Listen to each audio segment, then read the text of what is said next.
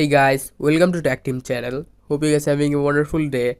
Today in this video, I'm gonna show you how can you delete history of incognito mode in Android. So at first, just go to Chrome on your phone. Now click on the top right three dot icon. Now click on the second option, New Incognito tab. Now in the search bar, search for what I am searching.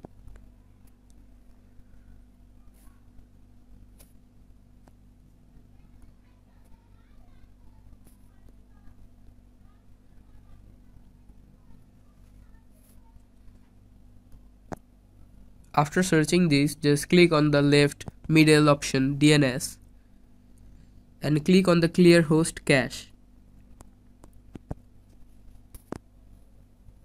After clicking it, your incognito mode history will be deleted. So guys, this is how can you delete incognito mode history mode.